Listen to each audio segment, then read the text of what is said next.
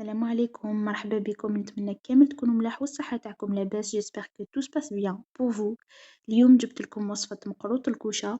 يعني جو مو سوي روندو كونت كو جو لي جامي بارطاجي سور ما شين. كنت درت لكم مقروط المقلة صافي انفيرون 2 ans، مي مقروط الكوشة هذه أول مرة نجربو معاكم. يجي بزاف بنين، بزاف طري، شوفوا كيفاش راهو يذوب، يجي معسل وبطريقة بزاف سهلة. يعني أي وحدة ماشي موالفة طيب، أي وحدة ماشي موالفة تدخل الكوزينة، راني متأكدة بلي إذا تبعت هذه المقادير وهذه لي زاستوس اللي راح نمدهم لكم راح ينجح لها 100%. إذا كانت هذه أول مرة تشوفوا فيديو في قناتي ما تنسوش الاشتراك باش يلحقوا لكم كامل لي فيديو اللي راني مبارطاجيهم معاكم. شوفوا كيفاش يجي يذوب.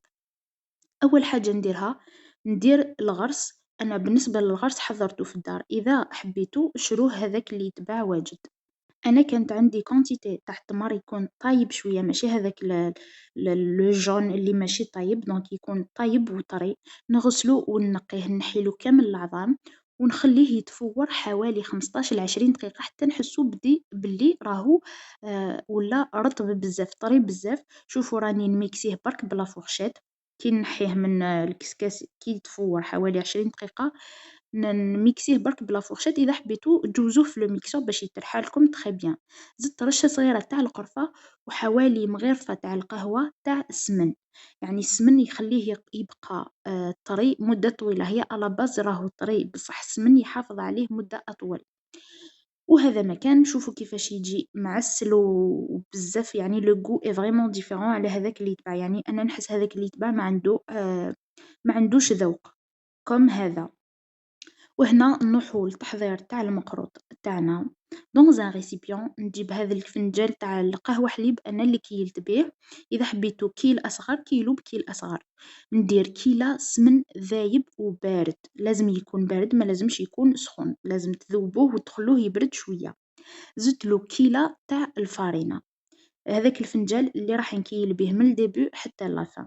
دونك درت كيلة تاع السمن ذايب وبارد، زدتلو كيلة تاع الفارينة، نخلطهم بلو فوي كيما راكم تشوفوا حتى يتجانس كامل هذاك السمن مع الفارينة.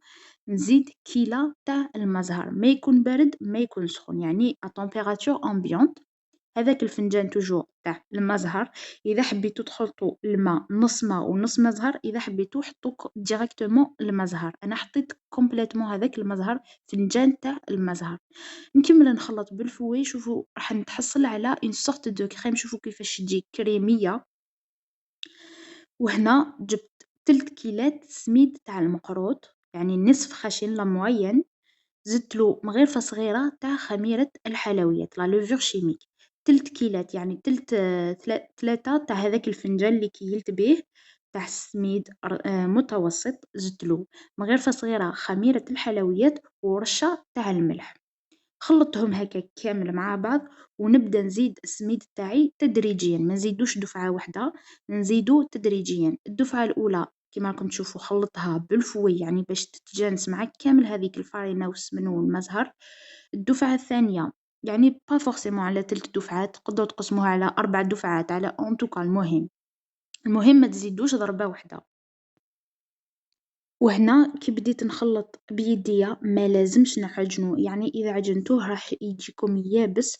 راني نلم بيه برك بالأطراف تاع الأصابع. شوفوا ما رانيش كامل نستخدم لا بوم دو مي مان، راني نستخدم غير لي بو دو مي دوا. شوفوا كيفاش راني نطم فيه، يعني برك نطم فيه ما نعجنوش كامل.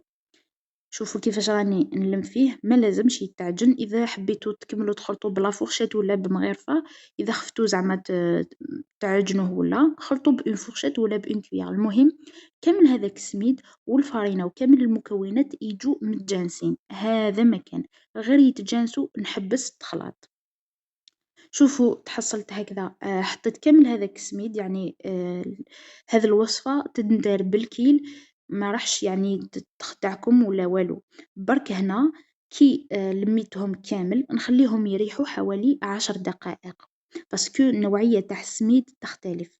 إذا كان بقات طرية خدموا بها ديريكتومون. إذا شفتوها شربت شوية كيما أنا هنا، هذه النوعية تاع السميد شربت لي شوية، يعني ولات ان تو بتي بو يابسة. دونك زدت لها حوالي زوج مغارف ولا مغرفة تاع الماكلة تاع المزهر، برك باش نطريه هكاك شوية باسكو راهو شرب سوائل. شوفوا لا تيكستور تاع العجينة اللي تتحصلوا عليها. فوالا هذه هي. برك قسمة تقدروا تشكلوه في المول تاعكم، ما يجي يابس بزاف، ما يجي ناشف بزاف، وما يجيش طري بزاف.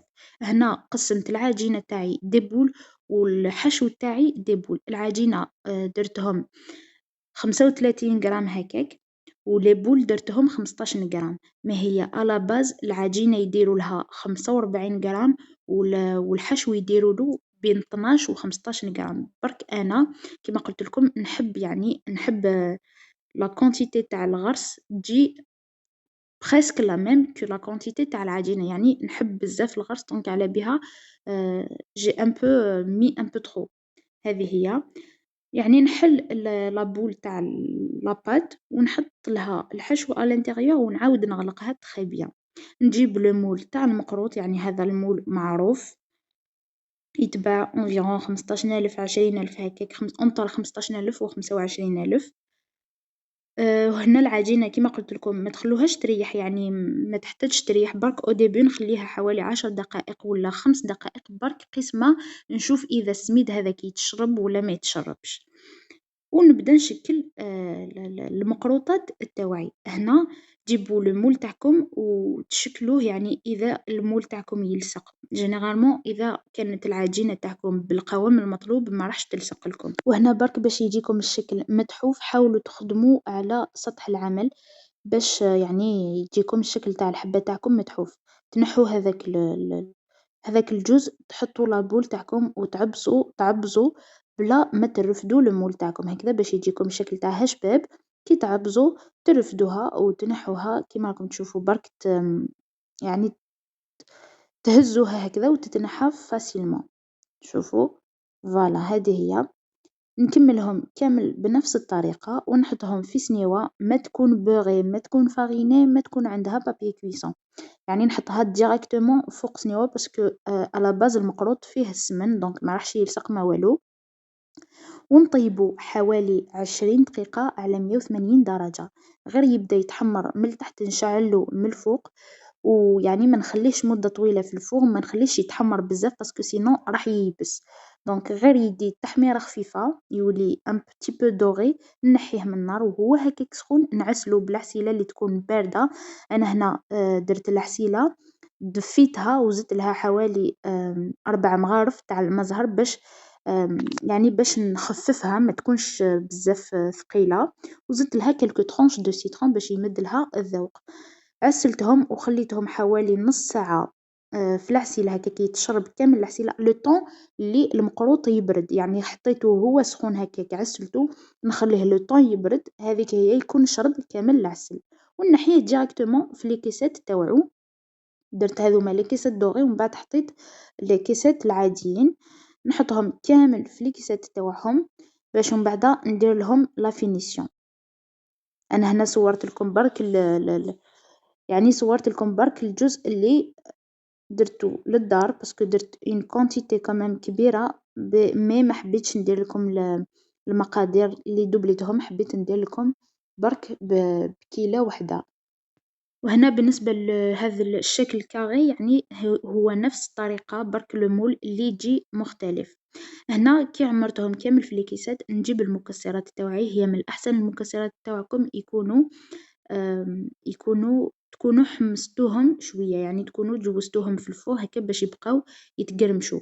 حطيتهم في شوية تاع العسيلة ولا شوية تاع الجلوكوز هكذا باش يقعدوا يبرقوا ويلصقوا فوق الحبات تاعكم.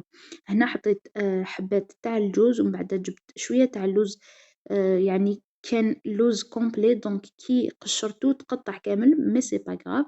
وهنا جبت شوية تاع لي نوا د كاجو، وكامل ندير لهم نفس الطريقة، سواء نحطهم في العسل سواء نحطهم في شوية تاع الجلوكوز اللي نكون سخنته هكذا باش يجيني جاري شوية، ولا يعني هذه هي من بعد باش يحافظوا على اللمعان تاعهم. وهنا درت لي بيستاش، يعني نحاول نعمرهم تخي بيان بالمكسرات. هذا النوع تاع المقروط يجي بزاف شباب كيتعمروه بالمكسرات، وكاين اللي يحطولو برك لي بيستاش هاذوك كونكاسي، وزدت لهم شوية تاع لافوي دور وشوية تاع الورد المجفف، وهذا ما كان.